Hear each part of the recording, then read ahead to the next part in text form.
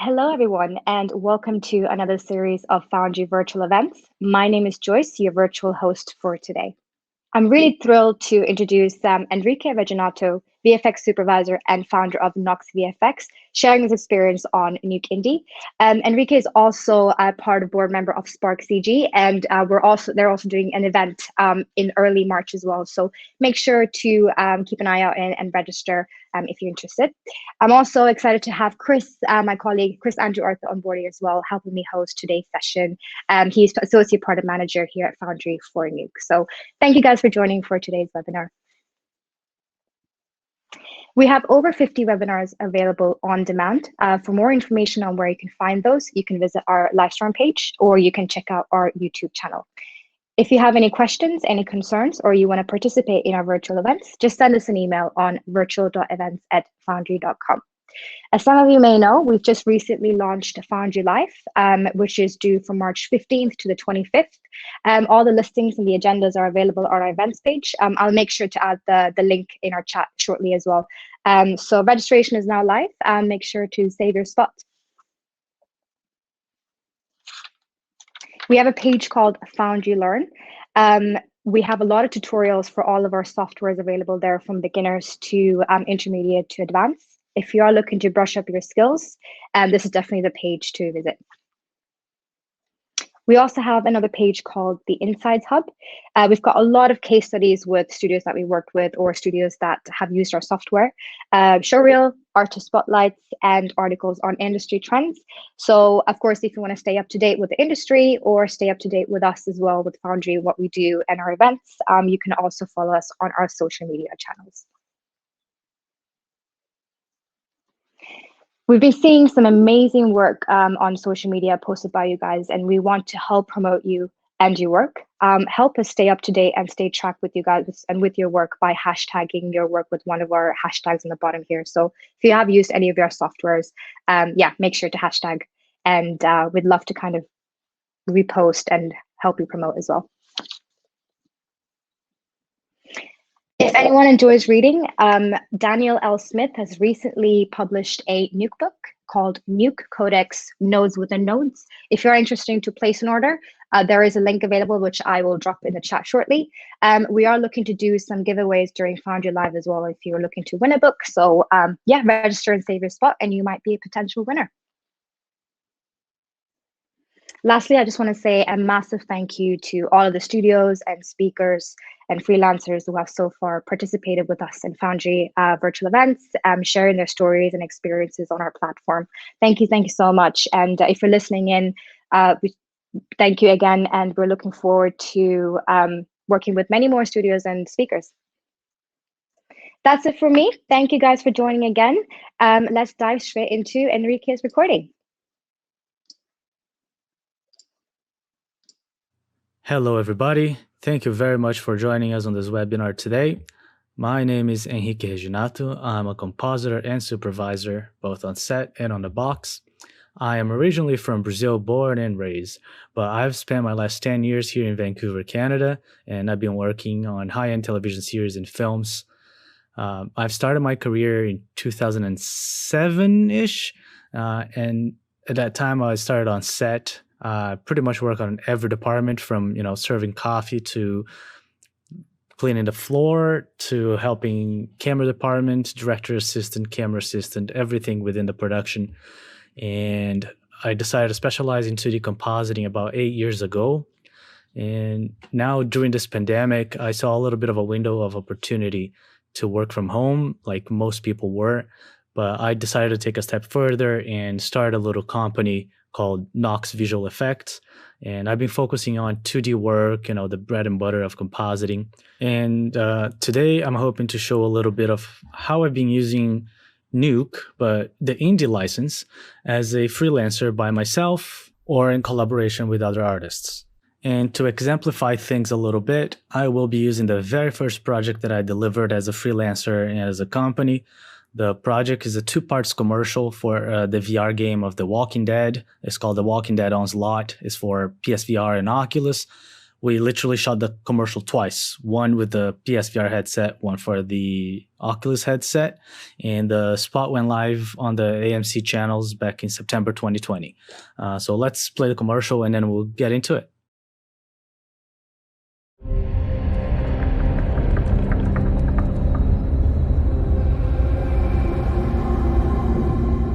Been a while since I've seen you out. It's nice. Now that the war's over, we can finally focus on rebuilding Alexandria. You ready?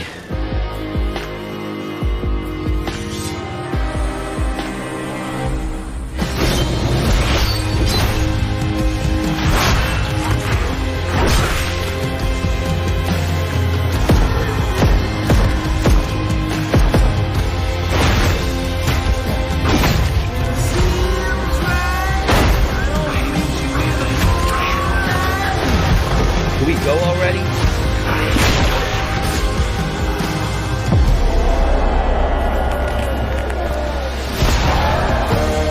Take this.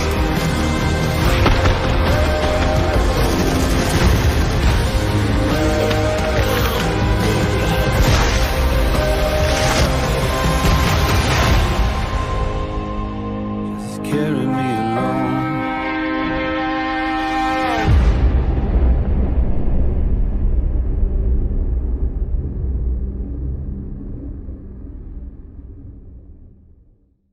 Right. So in this project particularly, I was involved from an early-ish stage of pre-production. I supervised the shoot, and before that, I was also helping out on the storyboarding stage where we were planning the whole shoot. So the whole idea of this project was that the gamer it's such an immersive experience that the gamer, as he plays, the game corrupts the environment around him. So on that first shot, you see the decay level spreading from the headset, almost like it's corrupting it. And then as we go by, we decay the environment more and more and more to kind of show that immersiveness between the game and the player. And then on the last shot, we review a bigger decay level when the player takes off the headset, and then it's like the game kind of took over the house. But let's get started. And the first thing you're going to notice when I open Nuke Indy is that on the console, it says Indy mode active. Indy is just a flag from the regular Nuke package. You also notice that I'm using the Nuke Survival Toolkit, which is an incredible collection put together by Tony Lyons in collaboration with a bunch of other incredible compositors. So thank you for that. And as we start Indy, you see that the first pop-up is just an outline about one of the limitations, which is the resolution limitation of Indy. And then we can get to the project panel where we can start a new project or open an existing one. But before we get into the project itself, I just want to show you my ini.py file because I'm using an auto creation of menu items for Gizmos tool, a tool written by Paul Molodovich. And as you can see here, I've got a lot of lines, which is way more than what the Python limitation in Nuke Indy is. And I'm just showing this to show you that the limitations is not about how many lines of code you have in your ini.py or in any tool, but really about how many nodes or commands that code is executing at once, which the limit is now 10. So let's get into the project now. And as you can see here, the project was done in two parts, the Oculus part and the PSVR part. We shot it twice. My timeline is way off on the Oculus just because I didn't really organize it. I'm sorry about that, but we'll focus on the PlayStation VR one. We literally shot the commercial twice. So every shot that you see, I had to do twice. And the beauty of using Nuke Indy is that it is really Nuke Studio all in one. But it's not here to replace it. It's here to just bring the power of it to the freelancers like me and you. And I'm not going to get too much into remote workflows and Nuke Studio workflows because I think Thomas Wall and Hugo Guerra already covered that very well. But I just want to show how we can use the power of it to create your entire folder structure and pipeline per se on all of the shots entirely from a timeline and naming everything and putting everything in the correct folders versus in a traditional workflow where you would use an NLE software like Premiere, Final Cut, Avid, Resolve to ingest and conform every plate to VFX specifications. and then export it from there, and then open a comp script and all, and bring all those plates in, and then start working. But with Nuke Studio, you just create all of that, and it even creates all the comp scripts for you and populates the comp scripts with proper resolution, frame range, plates, offlines, whatever you have on your timeline, you can create a Nuke script directly with it, which makes very, very easy to share an entire shot or project folder with other indie users. And so they will get an entire folder with a prepped comp script that they can just launch and start working. While on the timeline perspective, I can keep all of the comp scripts one click away from opening and making any changes I have to on the fly. And mind you, these artists are not working on the same network as I am. I'm working from home. They're working from somewhere else in the world sometimes. So they always have to keep uploading their scripts to me when I need to update them on the timeline. But I mean, that is what it is, really. It's a great workflow still, because it gives me the ability to still go back and forth on a timeline perspective. And because those the green track, the VFX track, those are not just renders. They are actually the comp script, right? I just go in and out. So now let me show you this one to you. When we open a script, if you like, you can change to the compositing workspace and just close that timeline tab. And I just wanted to show quickly how I've done this shot. This render is what shows up in the timeline, but I just wanted to show you how I've done the sword for this, because it was pretty cool that I was able to bring in the real asset from the game. It was given to me by the game developers, and I sent this out to a friend of mine who match moves. So he created a match move of the controller, and I sent this out to a friend of mine who match moves. So he created a match move of the controller, the PSVR controller on the character's hand, and gave it to me as locators. So I was able to plug those locators onto the geo, texturize the geo, and then it was animated for me inside of Nuke, which was great. I did not have time. This project did not require a full CG approach. You can see the texture is the CG texture on the UVs, but the look of it was more of a holographic, just kind of projected look, really. And they didn't want to have a photoreal CG render sword. So just using this cheap tricks inside of Nuke, just using, some shaders and lights, noise patterns, it was pretty cool that, creating all that inside of Nuke was capable, and Indy just handled it super well. So just looking at some noise patterns straight into the geo, and then you get to the final result, just adding some glows and stuff like that. But that's not important. The important part is that I'm able to create this and then go back right into my timeline and jump onto the next shot and just make sure that there is continuity between them and they look the same. So here now I'm looking at the render of the shot because it's straight into the timeline, and I can just look at this other shot and be like, okay, let's go in there and let's make a change because they don't match or they don't look the same. I'm missing something in here. So it's really easy to port nodes from one node to the next. And this shot I need to highlight, I actually took the time and animated the sword inside of Nuke based on a retime plate. I tracked my own camera. I used a model builder to generate a point cloud so I could get a sense of space and dimension. And I used a bunch of transform geos to just position and rotate the sword so it looks like it's on the character's hand. So now you can just, compare the both shots and see what the differences are, make sure they look the same, apply all the same effects and all the same filters. And then when you render it out, you get your final piece back onto the timeline, and then it's super, super easy to check continuity for those things, right? And not only continuity, but a really nice feature is that, you can go back and forth in between versions to just compare, a couple versions before, a couple versions after.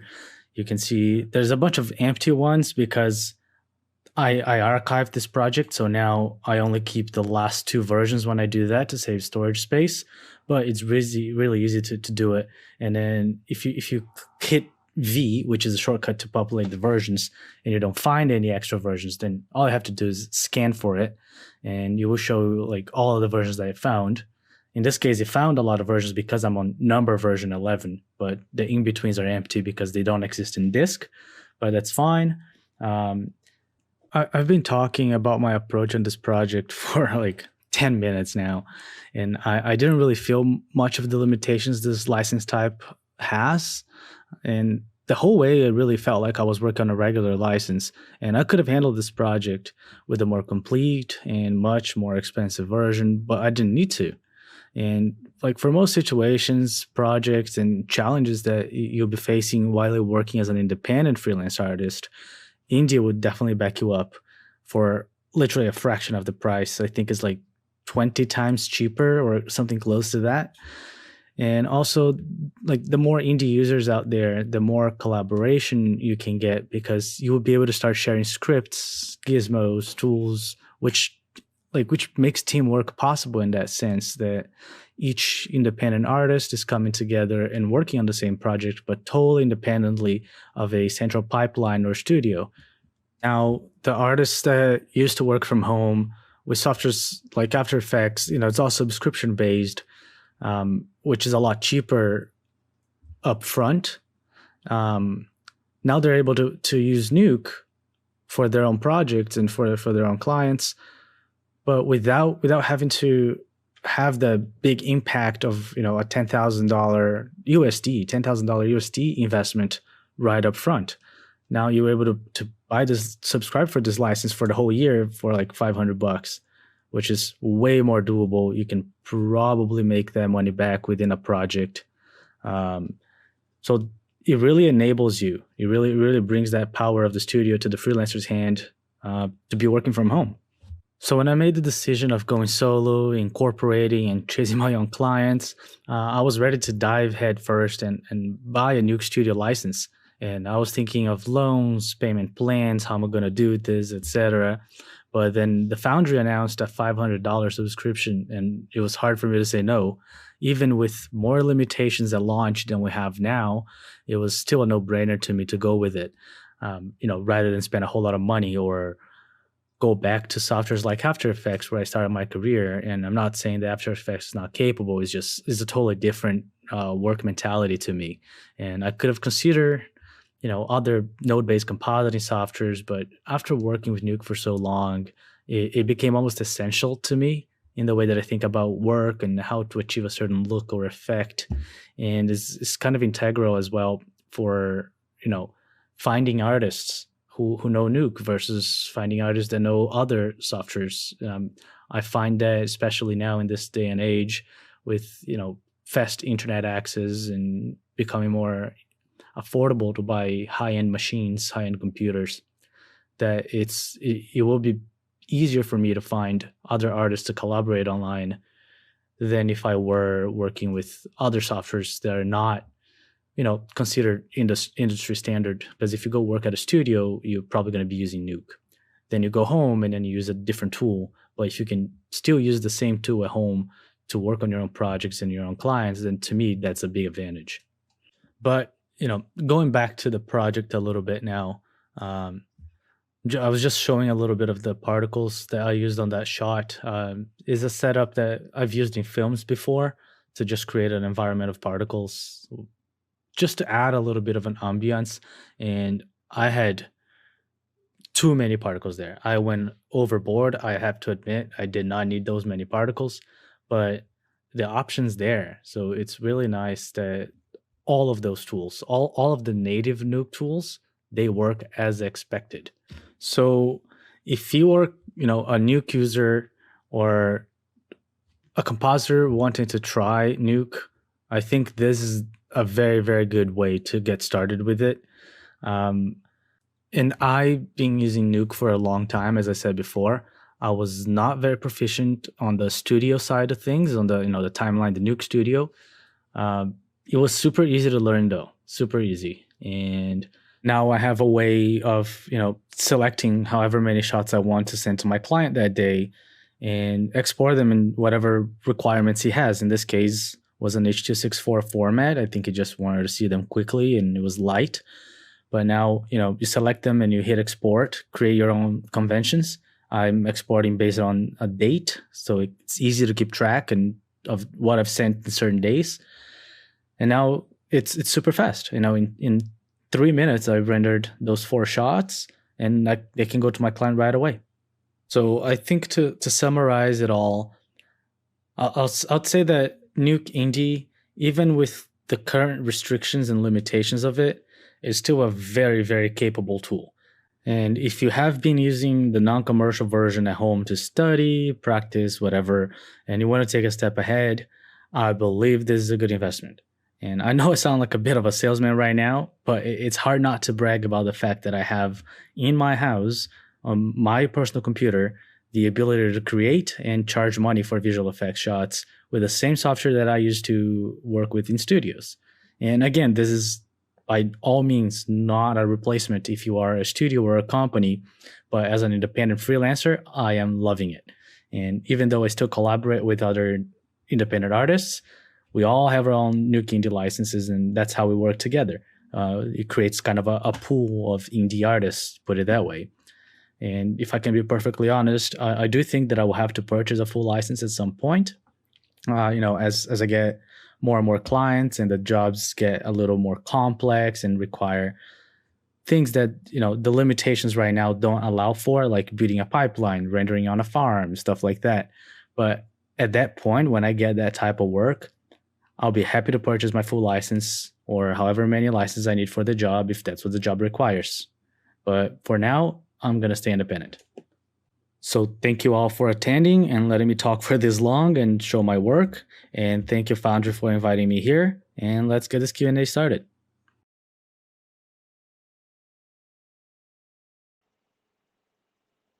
Great. So there you go. We had a little bit there about the experience that Henrique had. So I guess my first question would be, how have you been during this whole crazy pandemic that we've all been living in? And like, especially since this is obviously you jumped on Indie and you started using it for projects and things. How has that been going during the pandemic? A bit different than usual. Yeah, indeed, very, very different. When the whole thing started, the whole pandemic started around the world, I was working at a studio. We're all sent home to work from home because, it wasn't safe to be in the same environment as everybody else. After a while, things started to get difficult to manage a whole lot of people in a massive company. So I decided to step out and start my own thing. I saw a little bit of an opportunity there. People asking me about visual effects, and I thought I could handle it. But it has not been too different using Nuke Indie versus any other Nuke license, really, to do my job. I bought a decent computer at home and I installed Nuke, and I've been working just not much different, really. Cool. So was it? Do you think that the current climate was a motivating factor for you to start up working with Indie, or? Sorry, my dog can see a bird. She goes crazy. But to your question, it has definitely pushed me in that direction. Sorry, guys. It's totally fine. It's definitely pushed me in that direction. Just the fact that we had to be at home. Now the Indie, what really pushed me to get the Indie license was, I had a client, I had a project, and I was ready to go to the bank. And it was like an hour before I went to the bank. I was watching one of your release webinars, and you guys released the Indie version, and I was realizing, like, well, let me try this first. Let me go with this version and see what I can do with it. And if it sticks, then I'll just stick with it, and that's it. And the project that I was doing was this one that I showed. So when we were storyboarding, that's when you guys released the version, and to me it was like, okay, I have to try this. I have to. Perfect timing. It's so cheap. Yeah. I guess the other thing I was meant to ask you at the top there was what is it that specifically that you love about Indie or Nuke in general? What is it that really sets it apart for you? Because as far as a family of software or a heavy lifting software goes, the node-based, I cannot go back to any other style of compositing or working.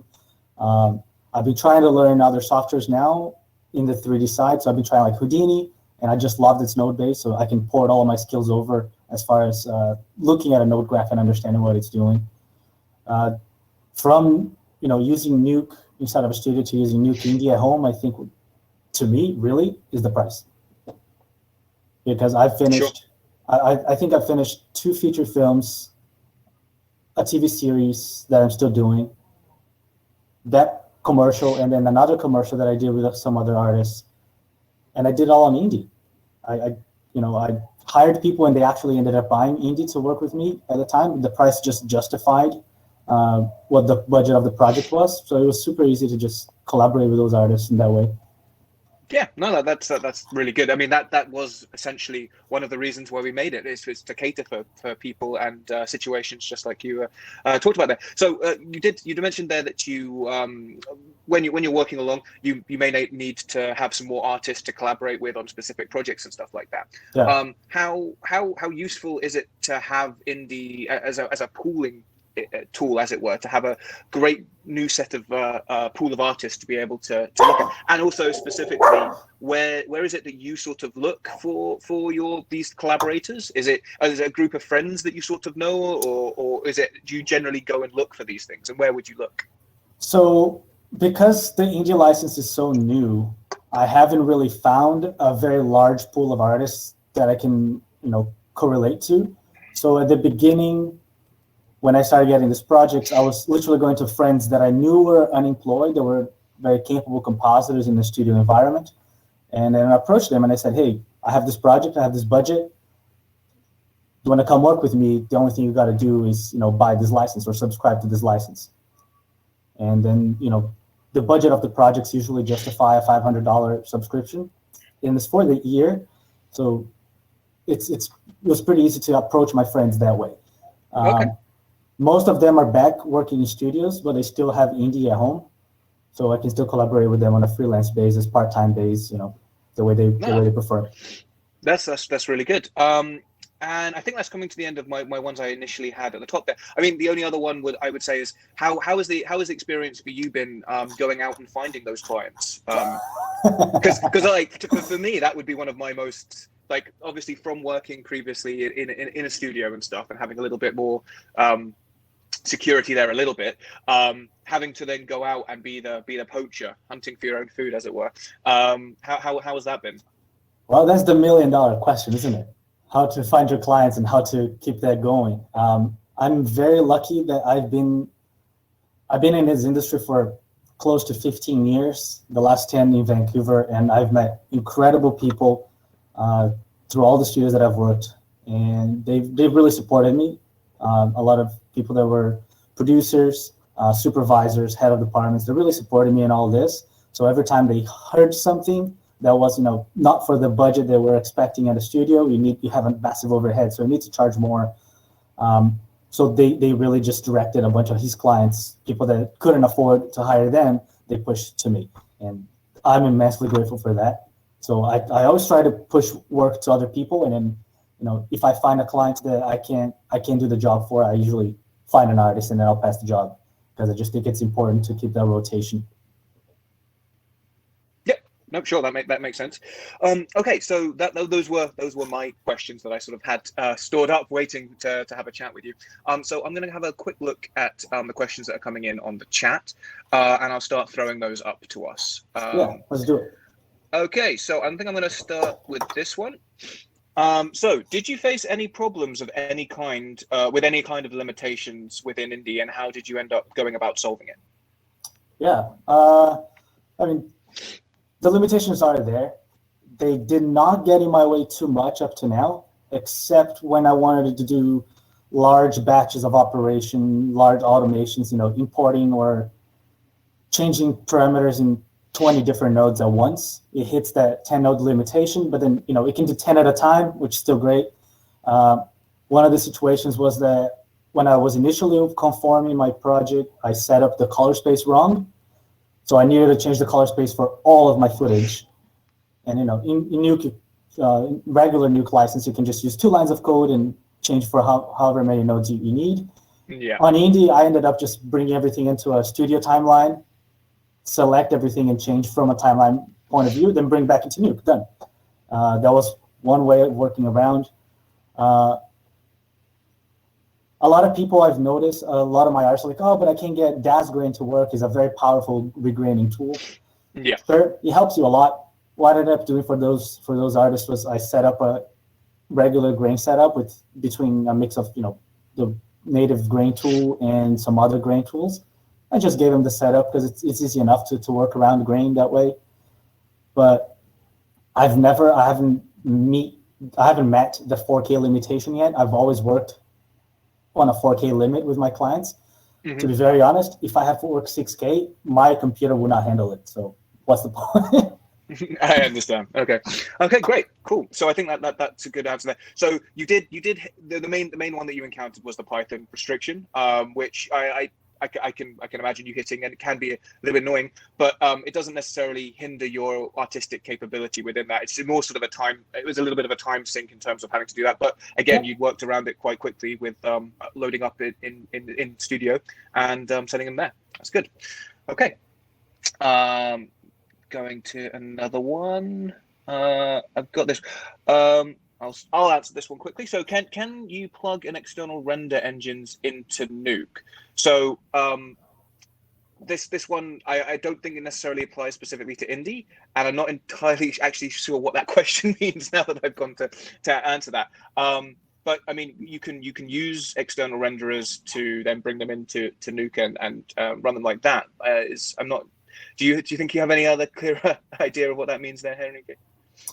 I think that might be something about like using V-Ray for Nuke or some other stuff. I have not personally tested it. In my 10 years using Nuke, I've never used V-Ray inside of Nuke. Mm-hmm. So I can't answer for that, but I know Blink script is open. So I've been using, for example, what I consider a small render engine inside of Nuke is the HiX point rendered from Hugbar.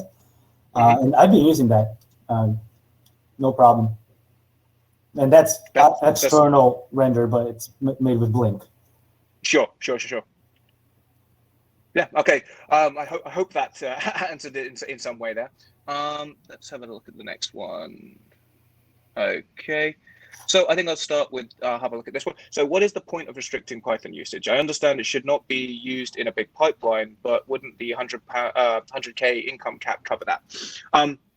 So the Python is great, and Nuke's Python API is very strong and very powerful, which is one of the really good things about using Nuke. But with that much power, unfortunately, comes the problem that while we do have we do have need to have restrictions in this to separate it from the full commercial offering and indie offering, we need to have some restrictions. And if the Python API isn't limited, you can basically work around any restriction we put in there by being clever, really. And they can very easily be circumvented and worked around, as it were. So we had to put in a restriction. We have it in as 10 commands at the minute. Well, this I can see being a bit restrictive and people being frustrated by this. It's something we are talking about internally about how we can mitigate that, how we can maybe relax it a little bit, or trying to curtail it in a more intelligent or smart way. But it's something we're talking about. I don't have any guarantees for you, but we're talking about it, and it's something we're looking at. Okay. Have you seen any questions there, Henrique, that you particularly like? Okay, so there's an interesting one here that I like. Can I click on it? Yep, click the start live. There you go. All right. So the question is, sending Nuke files back to clients.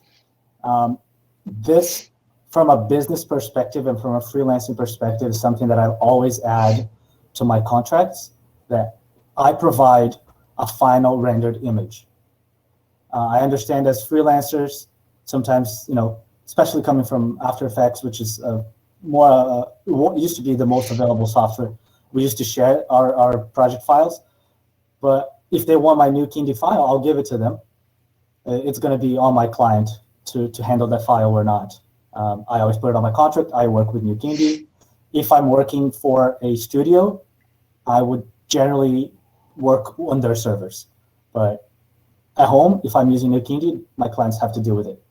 I mean, as long as you make sure you mention it up front that you are using Indie and you won't be providing them necessarily all of the assets because of the things. I don't see there being any problems there as long as you're upfront about it at first. Because again, we were looking at this mainly for that a lot of the deliverables in general can just be the final renders, be that in HD, 2K, or 4K. That's what we were aiming these for.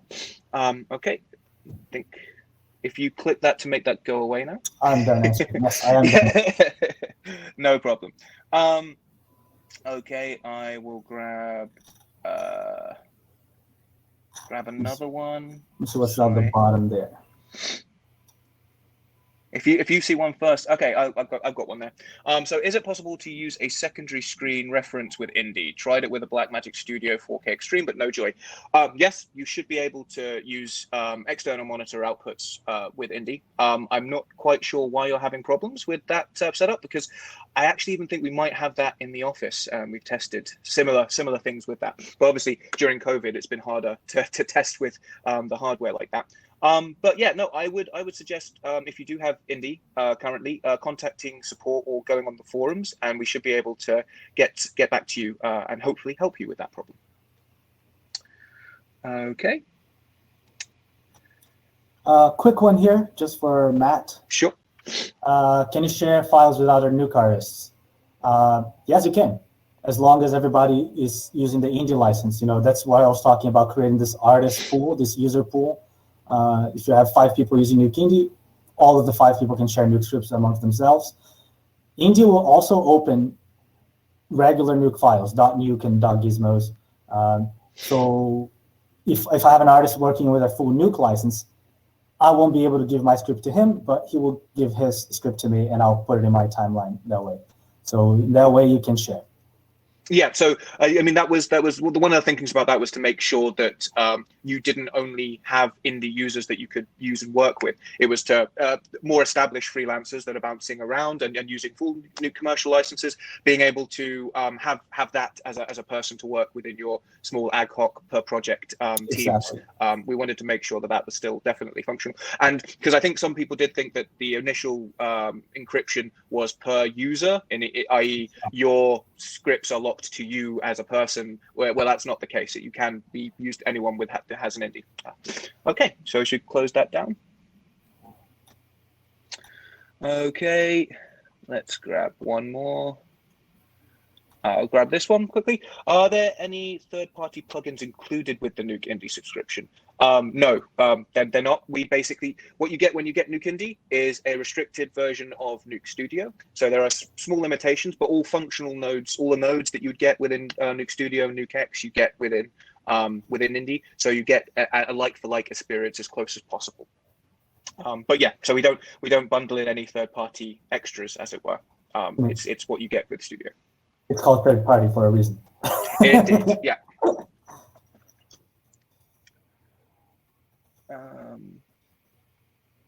Sorry, there's quite a few here, and we're trying to look at the ones we haven't already answered. Okay, I guess that sort of covers what I was just saying there as well, and you started responding to it, but I'll jump on top of it. Can somebody explain the difference between Indie and X? So Nuke Indie is it's quite a large one, because I could go into the full details of what that basically means, who can use what. But in Nuke Indie, you get all of what's in Nuke X, except you have restrictions such as the 4K resolution restriction, Python restrictions. There's many certain restrictions there, but essentially in terms of software, you get all of the nodes that you get to use within Nuke X inside Nuke Indie, and the experience should be as close as possible to Nuke X. It's really just the difference between them is who they're targeted for, and yeah. Is there anything else you'd like to add to that one, Enrique? No, I think we've covered that a lot. Yes, I think so. Oh, you talked about your machine there. Very nice. I thought that was the best typed answer. Here, a personal one. Let me take this one from Chris Martin. By the way, is this Chris Martin? Chris Martin that I used to work with like 8 years ago. If I'm planning to stick with freelance work in Nuke Indie even after pandemic's over, when I decided to go freelance and I started my company, I decided that I am going to keep the momentum going with my company as far as I can. The idea is that I'll become a little studio, like a boutique-sized studio. At that point, I will not be an indie user, hopefully, because of growth and expansion. But I don't want to say that I'm not going back to studio. Right now, I'm working on a studio, just a short 4-week contract between my clients. I don't have anybody that's my personal client right now. So I'm working for a friend of mine, doing some freelance work in-house, and then I'll pick up my next client in 2 weeks, and then we'll keep going from there. Thanks, Chris. Not this Chris, obviously. So I've got this one, which is from David Stern, which says, do you conform in Avid and Premiere offlines, and how is that working? So how does Nuke Indie sit within your pipeline and or tool set, as it were? Like how is it working together there? I've conformed everything inside of Nuke Indie so far. I do have Resolve and Premiere on my machine, and I didn't know how well I was going to get adapted to Nuke Studio, the studio side of Indie, because I was very new to it, so I had to back myself up with Premiere and DaVinci. But my last couple of projects, I did entirely Nuke Studio inside of Indie, so I haven't had trouble conforming anything yet. How was that experience like? Because obviously, if you had you conformed and done that sort of stuff previously in other software, how was the experience? Well, it's you look at a timeline, right? And that's it. It's a timeline. I used to edit a lot in Premiere and Final Cut, so to me, exporting those things was a breeze. I could not find a good workflow in Resolve yet that automates shot naming convention.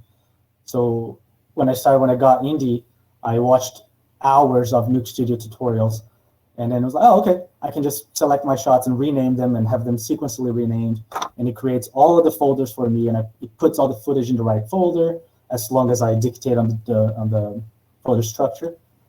So it was pretty easy, actually. It took me about a week to get it all up and running. Nice. Well, so it sounds like you've adjusted to that quite well, and but you've not needed to go to anything else to do any of that stuff. But do you think that there would be a problem if you did? Let's say No. I mean, I would happily conform in any other package and then keep working in Nuke Indie. Okay. Cool. So let me throw this one up here. So can you use another computer-to-computer job like Render Farm? For example, Nuke Indie comes with Nuke R license, or can you use the same license to render it on another computer? So no, external rendering is not supported with Indie. So you can render within your own. You can run Indie on many different machines, but you will only be able to render within that one machine. If that makes sense. There are no extra render licenses for Indie as we sell with commercial Nuke. I hope that answers that one.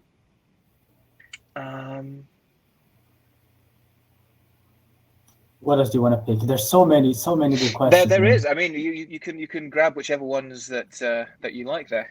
This is obviously a good source of debate here for different things. There's one here that I want you to answer, Chris. Yep. On to you. Wow, you didn't even give me a heads up with that one.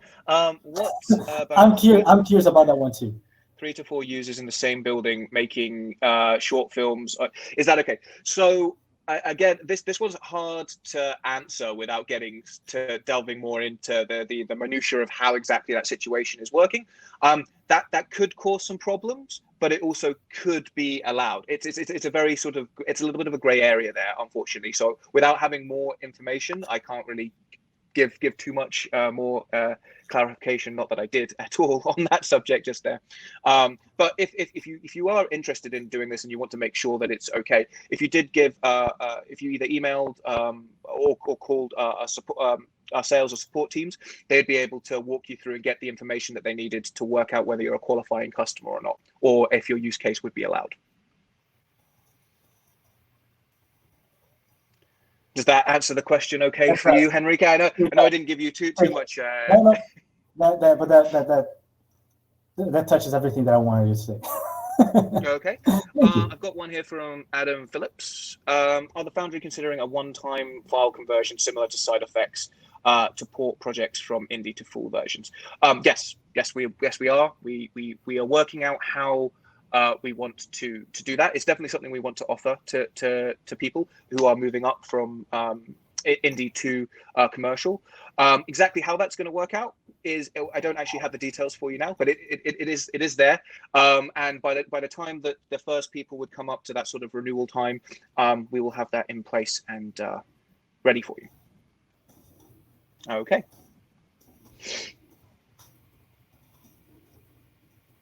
What else do you have? I guess I'm going to throw this one at you then, Enrique. So, in your experience, what is the best tool for denoise and regrain with Nuke Indy? Obviously, you mentioned that you can't use Dasgrain, which is obviously quite a popular one. So, what do you end up using? For denoising, I've been using Neat Video Reduce Noise as a third-party plugin for the OFX license.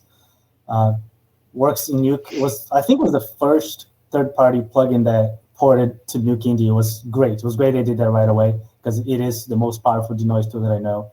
For regraining, man, every shot is a different shot. Every camera has a different style of grain. So I try to collect grain plates from my clients when I can. When I can't, then I use Grainmaster or F-Regrain, which is the Nuke. I think it comes. Your plugin that comes with Nuke, right? Yeah. So, but mostly Grainmaster is my favorite tool because it's just regular noise, and then you can dial in everything you want. No, that makes that sounds good. I don't think there's anything more we could really delve into that one with. Okay, I'll have a quick look at this one. Could it be possible to edit .nuke inside Sublime Text in the next version of Nuke? Because I had an experience when, sorry, I didn't actually read this fully before I hit the button. Okay, yeah, so no, you will never be able to open up a Indy script within a script editor and manipulate it like you can do with Nuke. It's basically because of the encryption that we have to place upon those files. They're not stored in plain text, which means unfortunately that's not an option available to you if something does go wrong. But you do have autosaves, and hopefully that will allow you to get back to your script and working as soon as possible. My workaround for that, because I had a shot that I encountered the very same situation where the file crashed at save, which is, it happens. And usually you would go and open the text file and delete certain nodes from there. But what I've been using is the autosave feature that I found on the Foundry's website, and it's a rolling autosave feature. So it saves up to 9 different autosaves of my script. So that way I'm not bound to one autosave and hoping that it actually autosaved. So I'm using the rolling autosave feature that I found on the Foundry's website, and it's been working fine for me. Cool. And you mentioned in this is not part of this question, but you mentioned in the video that you're using the Nuke Survival Toolkit, and that's been working quite nicely for you on Indy. Is there any? Yeah. Yeah, there are tools they're very, very Python heavy tools that we click a button and it does a million things at once before it shows you any result. Those tools do not work. I think they're mostly the tools from Mark Joey Tang, MJT. Very big, deep compositing tools, but that's about it. I haven't encountered many tools that don't work from that toolkit, and this is my favorite. Yeah, I mean, one of the ones that I do remember, it works, but not necessarily in the way that you wanted to, is the Hotbox. So if you have it with the right things within it, so the UI comes up and it works. It's just if you're calling different scripts that basically hit the Python limit, then that can sort of make that not work. But if you're using it for just quick node creations and it's just adding different things to the node graph, then that should tick along just fine for you. Okay. I was even successful using some Craggle tools, like my Elements browsers, things that I did not think would work. So I spoke to Simon. I actually used to work with him at Pixamundo. So he just gave me a trial license, and it worked. Something that I did not expect to work. Because, it's a lot of PyQ side, a lot of UI implementation. You basically really need to know what's going on under the hood before you can work out whether it's something that would or would not be impacted by the restrictions there. Exactly. But I've been, because I've been using Nuke Indy from launch, I've really been poking at those guys after you guys opened up for third-party plugins. I've been poking at them, and even talking to Matt Kramer from Video Copilot.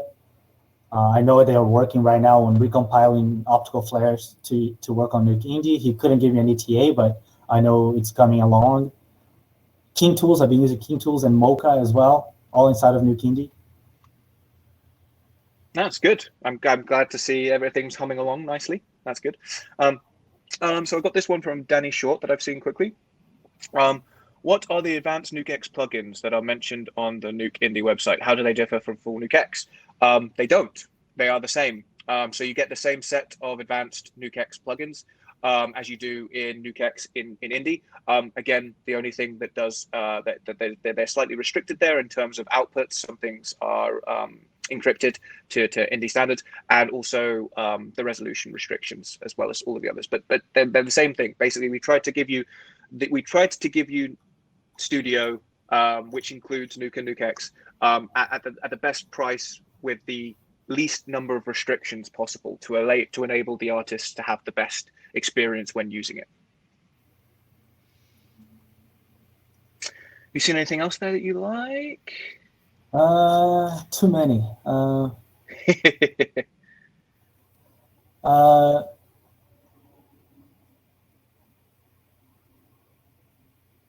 Quick one. Sure. I have used the Mocha plugin for Nuke, the WFX, not the standalone, but I'm pretty sure you can paste from Mocha back into Nuke Indy, no problem, because the plugins work. Actually, when you export from Mocha Pro and you go copy or make a Nuke file or a tracker, copy to clipboard, this literally just becomes a clipboard action, and pasting inside Nuke Indy is totally possible. So if you had copied and pasted nodes or things like that from the commercial on a clipboard basis, and you've pasted that into Indy, that they would load in. They would load it.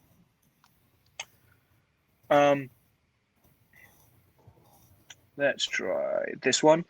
Is there any Nuke Studio side related restriction that was limited the work for you during your project? Oh, we sort of covered this already. Like, for example, creating full export structures in the Indy version. No. I create all of my exporting and my working files and my working structure straight out of Nuke Studio, Nuke Indy. One thing, like I wrote a whole Python thing to, one button, and it creates folders. Then I have a friend that I work with called Danilo. I think he's here today. He created a very nice tool where you can just upload a text file, and it creates a lot of folders. Whatever you type in that text file will create folders named. So I've been using that, and then I realized, wait, I have Nuke Indy now. I can use that to replicate everything and place everything on the right folders. So as far as that, no limitations. Maybe one limitation I found on the studio side of Indy is there's an advanced feature when creating a Nuke file, which is to add additional nodes from when it creates. If you create everything inside of Nuke Indy and you want to copy and paste that script into the Nuke Studio side, then you can't, because when you copy a Nuke Indy file, everything is encrypted. But that's something that I am still looking into how to work around that. So far, it hasn't bothered me really. Cool. And I guess this is sort of one for one from me really. Have you felt that you've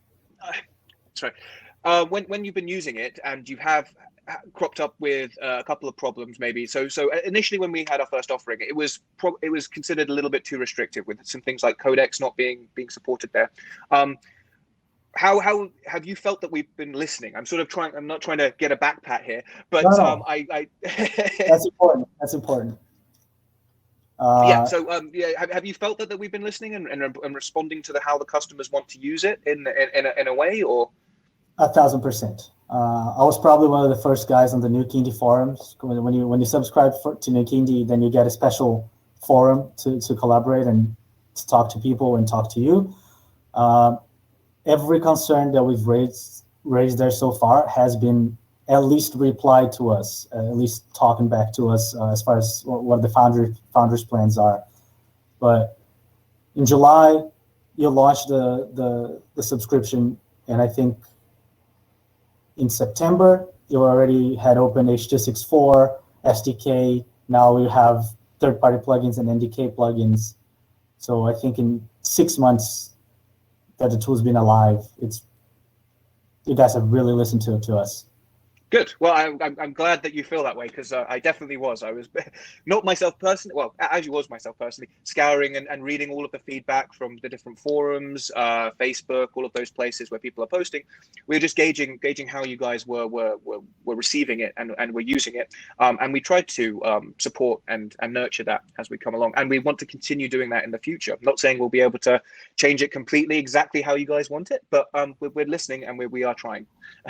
And I hope you're seeing that.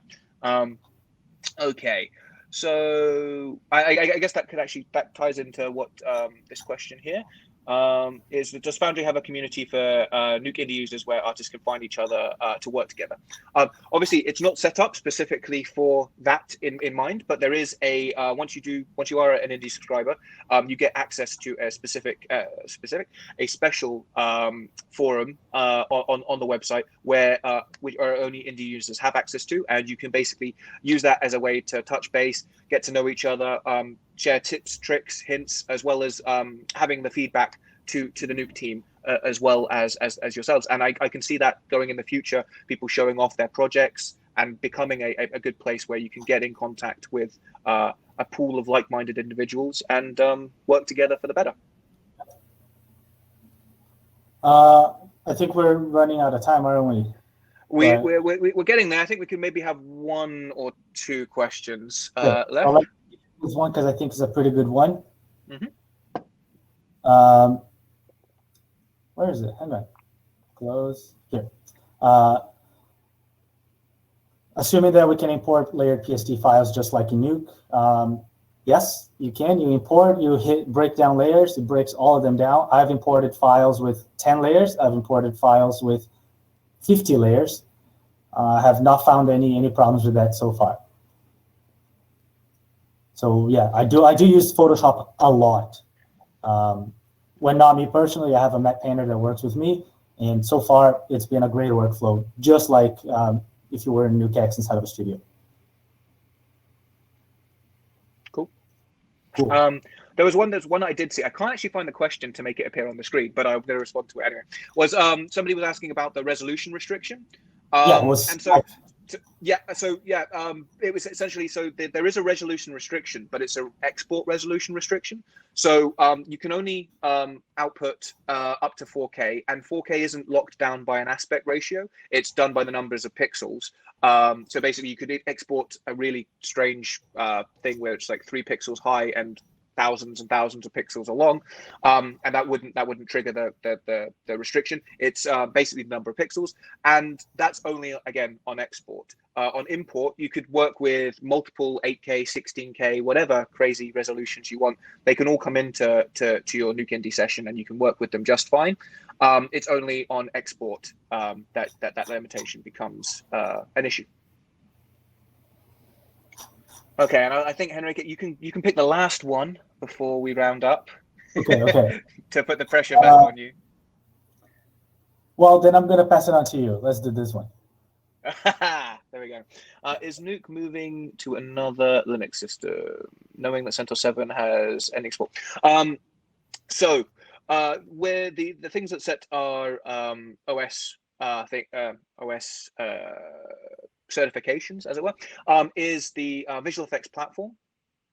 We follow the visual effects platform as closely as possible, and it's currently stated that CentOS 7 is still in there. We are looking to move to newer ones as it gets updated in the platform, but really we're beholden to the platform as to what we go to and support. So I would imagine that the platform would be moving to something new, since that CentOS 7 is end of lifing next year.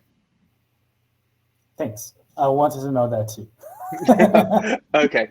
In which case, I think we are coming up to the end of the time, and I'd just like to thank you, Henrique, for coming here tonight and giving us the insight into how you've been using Indie. And I hope you've been and you have clearly enjoyed it. Well, at least from what you've said, anyway. I do. Yeah. Thank you for having me here. Thanks everybody for coming and attending this, letting me talk, and thanks Foundry for inviting me. I hope I satisfied with all the questions, and I hope my small demo was enough to get you guys, a better understanding of what Nuke Indie is capable. And I hope to see more indie users as well. Not because I want to sell Nuke Indie. I don't work for the Foundry, but because I need to work with more artists. No, that's great. And yeah, so thank you very much, everyone, for coming here and watching this. I hope it's been informative. If you do have any more questions for either myself or Henrique, if you carry on putting them into the chat there or getting in contact with our marketing team, they'll get them onto us. Yeah, everyone, stay safe, and thank you very much for coming along. There are other ones coming up in the future if you check Foundry Live pages and things like that. Thank you very much, guys. Bye-bye. You guys out there?